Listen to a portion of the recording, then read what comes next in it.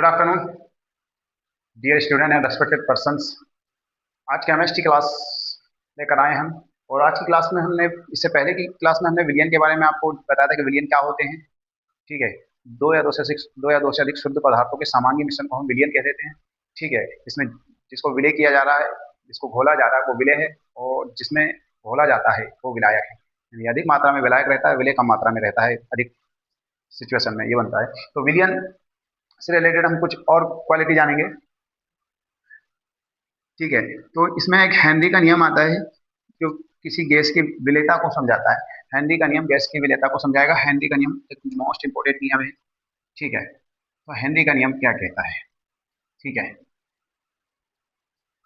Henry का नियम के अनुसार, जो एनसीईआरटी के अनुसार है, स्थिर ताप पर किसी गैस की द्रव में विलेयता, स्थिर ताप पर किसी गैस की द्रव में विलेयता अथवा विलयन की सतह पर पड़ने वाले गैस के आंशिक दाब के समानुपाती। ठीक है। ठीक है। तो ये नियम बताता है हमें कि किसी गैस की द्रव में विलेयता, किसी गैस की, हेनरी का नियम क्या बताता है? हेनरी का नियम बताता है किसी गैस की द्रव में विलेयता उसके दाब के अनुक्रमानुपाती होती है। यदि आपके पास में द्रव्यमान, विलय गैस का द्रव्यमान m है और उस गैस पर जो दाब लग रहा है वो P है, तो m समानुपाती P, यानी जिस द्रव में विलय की जा रही है उस पर प्रेशर P दिया है आपने, तो m समानुपाती P। m समानुपाती P, तो m बराबर करने के लिए आप एक कांस्टेंट लेंगे, क्या, HP, जहां h जो है कि हेनरी नियतांक है, कि h इक्वल टू हेनरी नियतांक, एक कांस्टेंट है, इसकी वैल्यू फिक्स है। ठीक है। तो ये हेनरी का नियम हो गया। हेनरी के नियम के कथन में आप कह सकते हैं स्थिर ताप पर किसी गैस की द्रव में विलेयता उसके दाब के अनुक्रमानुपाती होती है। तो m समानुपाती P, तो m बराबर क्या एच पी, जहाँ क्या हेनरी नियतांक, ये कथन हो गया। अब इसके कुछ अनुप्रयोग हैं जो डेली लाइफ में यूज होते हैं। ठीक है। तो पहला अनुप्रयोग तो ये हो जाएगा कि शीतल पेय पदार्थों में, जितने भी शीतल पेय पदार्थ हैं, तो उसमें एक उच्च दाब पर गैसों को द्रव में विलय किया जाता है। ठीक है। तो हम जितने भी, जैसे थम्स अप, कोका कोला, आप जितने भी कोल्ड ड्रिंक्स देखते हैं उनमें CO2 गैस विलय होती है। जब आप उसको ओपन करते हैं या हिलाते हैं तो झाग के साथ में गैस बाहर आती है, या फिर जो है कि प्रेशर के साथ में गैस बाहर आती है। तो ये जो है कि द्रव में विलेयता वो हेनरी के नियम के पर आधारित है।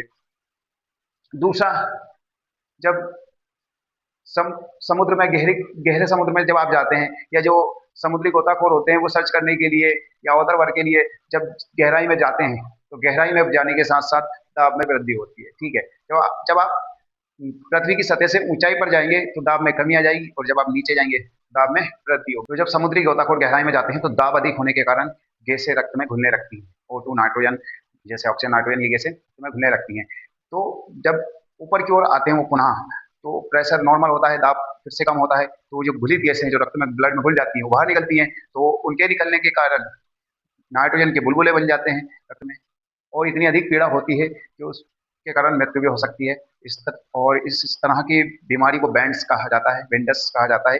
ठीक है। तो इस बीमारी से बचने के लिए, इस जहरीले प्रभाव से बचने के लिए, यहाँ जब समुद्री गोताखोर जाते हैं तो एक तो वो हीलियम, उसके बाद में नाइट्रोजन और ऑक्सीजन, ठीक है, तीन गैसों का मिश्रण ले जाते हैं, जिसमें 32.1 की समथिंग में नाइट्रोजन होती है, और 56 पॉइंट और ऑक्सीजन होती है, जिसमें जो है कि हीलियम 11.7% है, 56.2% नाइट्रोजन होती है, और 32.1% ऑक्सीजन होती है। ठीक है। तो इसका यूज करने से गैसें रक्त में कम से कम घुल पाती हैं, उनकी विलेयता कम से कम हो पाती है। ठीक है। तो वो सुरक्षित रहते हैं। उसके बाद में तीसरा अनुप्रयोग ये हो गया कि जब ऊंचाई पर आप अधिक जाते हैं, या जो लोग परमानेंट पहाड़ी क्षेत्रों में ऊंचाई पर रहते हैं, और या फिर पर्वतारोही होते हैं, उन्हें ऊपर जाने पर बहुत कम दाब का सामना करना पड़ता है, यानी दाब बहुत कम होता है, जिससे जो उनके उनके सोचने समझने की, यानी उनकी तंत्रिकाएं प्रभावित हो जाती है। जब आपके शरीर का दाब, जैसे एक प्रेशर होता है, एक प्रेशर है, उसके कारण हमारा जो रक्त परिसंचरण है वो लगातार संचालित रहता है। अगर अब वो ऊपर गए तो वहां पर दाब कम हो गया, तो जैसे नॉर्मली हम देखते हैं उनके नाक और मुंह से ब्लड का आना भी एक नॉर्मल घटना हो सकती है। उसके बाद में उनके सोचने की क्षमता, लगातार वहां पर सोचने की क्षमता कम हो जाती है। इस तरह की बीमारी को एनाक्सिया कहा जाता है। ठीक है। एनाक्सिया कहा जाता है। तो इसलिए पर्वतारोही भी जो है कि वहां पर जाते हैं तो ऑक्सीजन सिलेंडर में कुछ गैसें मिश्रित करके ले जाते हैं, जिससे कि उन्हें ये इस तरह की समस्याओं का सामना न करना पड़े। तो ये हेनरी के नियम के अनुप्रयोग के अंतर्गत आप लिख सकते हैं शीतल पेय पदार्थों के उत्पादन में, गहरे समुद्र में सांस लेने में, और ऊंचे पहाड़ों पर पर्वतारोही द्वारा सांस लेने में कठिनाई आने आना, ये जो है कि हेनरी के नियम के अनुप्रयोग से हो जाएंगे। ठीक है, इसके बाद में दो इसकी सीमाएं हैं, हेनरी के नियम की दो सीमाएं हैं। पहले यह है कि गैस का विलायक के अणुओं के साथ क्रिया करके कोई यौगिक नहीं बनना चाहिए। ठीक है, आप गैस को जिसमें विलय कर रहा हो उसका साथ क्रिया करके कोई अन्य यौगिक नहीं बनना चाहिए एक्चुअली। दूसरा, दाब निम्न और ताप उच्च होना चाहिए, ये जिसके नियम की सीमाएं हो गई। तो ठीक है, तो हेनरी का नियम मेरे हिसाब से आपको बन जाएगा। इसको अगर जो है कि इस पर थोड़ा सा वीडियो को देखकर प्रैक्टिस करेंगे तो बहुत हेल्प मिलेगी आपको कंप्लीट करने में। चलिए हम अगले क्वेश्चन की ओर बढ़ते हैं। ठीक है, तो परासरण एक जैविक महत्वपूर्ण जैविक प्रक्रिया है जिसमें उच्च सांद्रता से निम्न सांद्रता की ओर विलायक का गमन होता है। ठीक है, इसमें विलायक का उच्च सांद्रता से निम्न सांद्रता की ओर गमन होता है। उसके बाद जैसे हम देखते हैं परासरण में पेड़ पौधों की जड़ों की द्वारा ऊपर तक जो तना है और अन्य भागों तक जल और आवश्यक खनिज पदार्थ परासरण की क्रिया द्वारा पहुंचते हैं। और इसके अतिरिक्त एक बीमार व्यक्ति को जब इंजेक्शन दिया जाता है तो उसके शरीर में वो दवाई, इंजेक्शन द्वारा दी गई दवाई परासरण की क्रिया द्वारा सभी सभी के अंगों में संचरित हो जाती है ब्लड द्वारा। ठीक है, तो उसमें परासरण हो रहा है। उच्च सांद्रता से निम्न सांद्रता की ओर गमन कर विलायक का गमन क्या कहलाएगा? परासरण। उसके बाद में परासरण दाब। परासरण दाब क्या होता है? एक द्रव में स्थित दाब है, वहां द्रव स्थित दाब जो विलायक को विलयन में जाने से रोकता है, विलायक को विलयन में जाने से रोकता है, उसे हम क्या कहेंगे? परासरण दाब। तो परासरण दाब को आरोपित करने के लिए एक प्रकार की झिल्ली की आवश्यकता होती है, एक माध्यम की आवश्यकता है, उसे कहते हैं हम अर्धपारगम झिल्ली। झिल्ली को क्या कहते हैं हम? अर्धपारगम झिल्ली। तो अर्धपारगम झिल्ली दो प्रकार की होती है, एक प्राकृतिक भी होती है, इसको निर्मित मानव निर्मित भी होती है। तो इसे कॉपर फेरोसाइनाइड या सेल्यूलोस एसीटेट से बनाया जाता है। अर्धपारगम झिल्ली को कॉपर फेरोसाइनाइड या सेल्यूलोस एसीटेट से। ठीक है, उसके बाद में कुछ जैविक झिल्लियां भी हैं हमारे शरीर में, बहुत सारी ऐसी झिल्लियां हैं जो कुछ कणों को जाने देती है, कुछ को नहीं जाने देती। तो उस प्रकार की झिल्ली जो केवल विलायक के अणुओं को जाने देती है, विलय के अणुओं को जाने से रोकती है, विलायक के अणुओं को जाने देती है, विलय के अणुओं को जाने से रोकती है, हम उसे अर्धपारगम झिल्ली कहते हैं।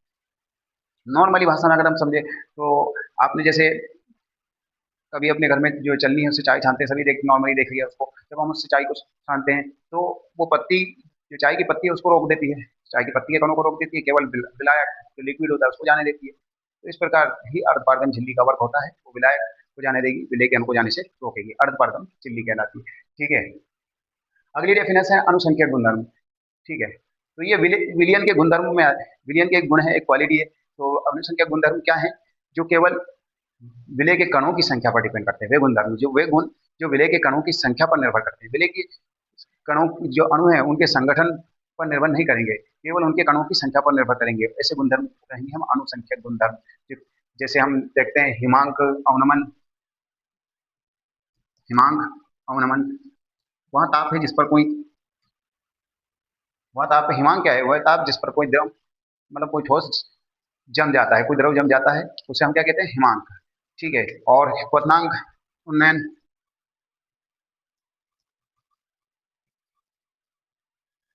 क्वथनांक उन्नयन, हिमांक अवनमन, क्वथनांक उन्नयन, ये अनुसंख्यक गुणधर्म में आते हैं। उसके बाद वाष्प दाब का आपेक्षिक अवनमन और एक परासरण दाब भी, वाष्प दाब का आपेक्षिक अवनमन, आपेक्षिक अवनमन, ये भी अनुसंख्यक गुणधर्म है, और परासरण दाब ये अनुसंख्यक गुणधर्म है। ठीक है, ये अनुसंख्यक परस वाष्प दाब जो है कि अनुसंख्यक गुणधर्म नहीं है, वाष्प दाब का अपेक्षिक अवनमन अनुसंख्यक गुणधर्म में आता है। हिमांक तो किसी किसी भी द्रव का फ्रीजिंग पॉइंट हो गया, मतलब जिस पर वो जम जाता है। क्वथनांक किसी द्रव का बॉइलिंग पॉइंट हो गया, जिस पर वो उबल जाता है। ठीक है, बताओ जिस पर कोई द्रव उबलने लगता है उसे उसका क्वथनांक कह देते हैं। तो अवनमन से मतलब है कि हिमांक में गिरावट होती है, क्वथनांक से उन्नयन है कि क्वथनांक में वृद्धि होती है। कब होती है? जब कोई भी इनमें अवाष्पशील विलय मिला दिया जाता है। और वाष्प दाब का अपेक्षिक अवनमन, इसको समझ, वाष्प दाब क्या होता है? किसी द्रव की वाष्प द्वारा द्रव की सतह पर जो दाब आरोपित किया जाता है उसे हम वाष्प दाब कहते हैं। ठीक है, जब आप कहीं पे जैसे भाप बन रही है, कोई भी अब किचन में खाना बन रहा है, जब आप उस पर एक ढक्कन रख देते हैं तो वो उस भाप द्वारा वो ढक्कन को ऊपर कर दिया जाता है, तो एक दाब आरोपित किया जा रहा है, उस दाब को हम कहते हैं वाष्प दाब। ठीक है, द्रव की वाष्प द्वारा द्रव की सतह पर लगने वाला दाब वाष्प दाब है। और वाष्प दाब का अपेक्षिक अनुमान क्या होगा? जब किसी विलायक में कोई अवाष्पशील विलय मिला दिया जाता है तो द्रव के कण उसमें सभी स्थानों पर समान रूप से वितरित हो जाते हैं, उस विलय के कण, और उस द्रव को वाष्प में बदलने पर एक रुकावट डालते हैं, उस वाष्प को द्रव पर रुकावट डालते हैं, उस रुकावट के कारण उसके वाष्प दाब में कुछ कमी आ जाती है, उसे ही कहते हैं वाष्प दाब का अपेक्षित अवनमन। ठीक है, परासरण दाब तो आपको बता ही दिया, पीपीएम है। पीपीएम भी एक महत्वपूर्ण पीपीएम भी एक महत्वपूर्ण डेफिनेशन है जो एग्जाम में अक्सर आपसे पूछी जाती है। तो पीपीएम क्या है? पीपीएम क्या है? तो पीपीएम सांद्रता क्या है? जैसे कि हम देखते हैं कि 1.0 पीपीएम है अगर क्लोराइड की मात्रा, 1.0 पीपीएम सांद्रता है क्लोराइड की, तो वो दंत क्षरण को रोकती है, यानी दांतों के छेद को रोकती है, दांतों को सुरक्षित रखने का कार्य करती है। लेकिन अगर वहीं 1.5 पीपीएम हो जाती है फ्लोराइड की मात्रा, तो ये दंत क्षरण का कारण होती है, मतलब दंत दांत जो पीले पड़ते हैं वो 1.5 पीपीएम फ्लोराइड के कारण पड़ते हैं। उसके बाद में इस यही नहीं, अगर फ्लोराइड की अधिक सांद्रता है, जैसे सल्फर के साथ मिलाकर फ्लोराइड है ना, सल्फर के साथ मिलाकर फ्लोराइड को चूहों को मारने वाली दवाई के रूप में उसका उपयोग किया है, यानी वो जहरीली हो जाती है। तो पीपीएम जो है कि बहुत जरूरी चीज है डेली लाइफ के लिए भी। ठीक है, पीपीएम क्या होता है? पार्ट्स पर मिलियन। इसको क्या कहते हैं हम? पार्ट्स पर मिलियन। पीपीएम को क्या कहते हैं? पार्ट्स पर मिलियन।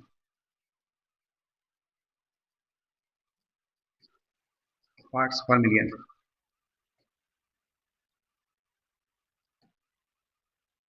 मतलब 1 मिलियन विलियन में विलेय पदार्थ की मात्रा है। 1 मिलियन 10 लाख भागों में, है ना, 10 लाख भागों में जब विलेय पदार्थ की मात्रा को दर्शाया जाता है तो इसे हम बोलते हैं पीपीएम। तो इसके पीपीएम के लिए फॉर्मूला होगा विलेय की मात्रा बटे विलियन की मात्रा, विलियन की मात्रा इंटू 10⁶। ठीक है, पीपीएम विलेय की मात्रा बटे विलियन की मात्रा इंटू 10⁶। ये पीपीएम 10⁶ क्यों? क्योंकि 10 लाख में 6 जीरो होती है, इसलिए हमने 10⁶ से इसको डोनेट किया। ये पीपीएम को निकालने के लिए फॉर्मूला हो गया है। ठीक है, इस फॉर्मूले का यूज करके आप पीपीएम निकाल सकते हैं।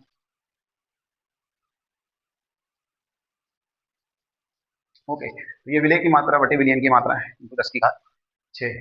जिस तरह ये पीपीएम निकल जाएगा। ठीक है, हम अगले क्वेश्चन की ओर बढ़ते हैं। ठीक है, अगला क्वेश्चन है हमारे पास में वांट ऑफ समीकरण या परासरण दाब व मोलर द्रव्यमान में संबंध। ठीक है, तो वांट ऑफ ने एक समीकरण दिया परासरण दाब को निकालने के लिए या उससे मोलर द्रव्यमान से संबंधित करने के लिए। तो क्या होता है, जब कोई तनु विलयन लेते हैं, तनु विलयन ऐसे विलयन को कहते हैं जिसमें विलेय की मात्रा बहुत कम होती है और विलायक की ज्यादा होती है, तरल होता है जो थोड़ा सा। ठीक है, तो उसके कण जो होते हैं वो गैस के अणुओं की भांति व्यवहार करते हैं सिमिलरली लगभग। तो पीवी बराबर एनआरटी आदर्श गैस समीकरण है, जो कि हम कक्षा 11 में पढ़ चुके हैं। आदर्श गैस समीकरण पीवी बराबर एनआरटी। अब परासरण दाब के लिए तुम लिखोगे पाई। परासरण दाब को किससे डोनेट करते हैं हम? पाई से। पाई लिख दोगे यहाँ, तो पाई वी बराबर एनआरटी। ठीक है, तो पाई बराबर एन बटा वी आर टी।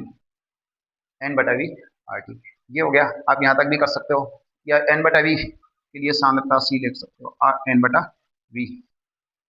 तो पाई बराबर सी आर टी, इसको कहते हैं हम वांट ऑफ समीकरण। क्या कह देते हैं हम? वांट ऑफ समीकरण। पाई वी बराबर एन आर टी या पाई वी बराबर सी आर टी, ये आदर्श गैस समीकरण हो गया हमारे पास में। अब यहाँ पर आर और टी यदि स्थिर हो, यानी कांस्टेंट हो ये दोनों है, तो पाई समानुपाती डायरेक्टली सी लिख सकते हो। पाई किस पे डिपेंड कर रही है? सांद्रता पर। पाई समानुपाती सी। ठीक है, परासरण दाब एक अनुसंख्यक गुणधर्म है, इससे ये पता चलता है क्योंकि वो सीधा सांद्रता पर डिपेंड कर रहा है। ठीक है, तो यानी विलेय के कणों की संख्या पर डिपेंड कर रहा है। परासरण दाब एक अनुसंख्यक गुणधर्म है, इससे ये प्रूव भी होता अगर आता है कि परासरण दाब एक अनुसंख्यक गुणधर्म है, तो आप ये कर सकते हो कंप्लीट यहाँ तक।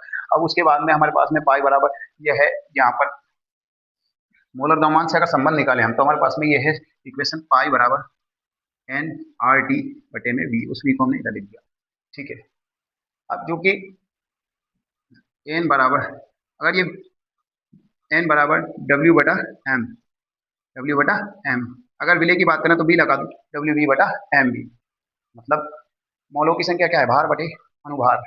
तो पाई बराबर एन की जगह डब्ल्यू बी बटा एम बी आर टी बटे वी, ये। ठीक है, तो पाई बराबर डब्ल्यू बी बटा एम बी, तो एम बी को वहां ले गए, डब्ल्यू बी के बटे में पाई आ गया हमारे पास में आर टी बटे वी। ये जो है कि मोलर द्रव्यमान और परासरण दाब में संबंध हो गया। ठीक है, ये भी पूछा जाता है। तो आप हमसे जुड़े रहिए और रेगुलर क्लास लेते रहिए, आपको बहुत ज़्यादा फायदा होगा। लगातार आप हमसे जुड़े रहेंगे। हमारे जो ट्राइज ऐप है, प्ले स्टोर से आप डाउनलोड कीजिए, वहाँ पे आप लगा सारी क्लासें आपको प्रॉपर मिल जाएंगी। यूट्यूब पर आप फ्री में हमारा कंटेंट देख सकते हैं, ट्राइंगल कोचिंग इंस्टीट्यूट के नाम से आप इसे फॉलो कर लें। और उसके बाद में ट्रायंगल कोचिंग इंस्टीट्यूट के नाम से हमारा टेलीग्राम पर भी चैनल है, वहाँ पर भी आपको पीडीएफ उपलब्ध हो जाएंगे। आप जुड़े रहें लगातार। ये समय बहुत कीमती, समय को समझिए आप, समय की कीमत को अगर समझने लगे, सारी चीज़ें ऑटोमेटिकली ठीक हो जाएंगी। आप यहाँ ये शादी समारोह ये सब चीज़ों से ज़्यादा इन्वॉल्व नहीं रहिए। जितना ज़रूरत है उतना सिर्फ, हाँ, थोड़ा सा अटेंड कर लिया, कहीं दूसरे ये अगर घर में भी फंक्शन है तो ज़रूरी काम कर लिए। बाकी चीज़ें आप अपने फ्यूचर को अगर सिक्योर करना चाहते हैं, अगर आप चाहते हैं कि जीवन में कुछ अच्छा करें, तो आपको स्टडी पे ध्यान देना होगा, नॉलेज लेना होगा। ठीक है। जय हिंद, जय भारत।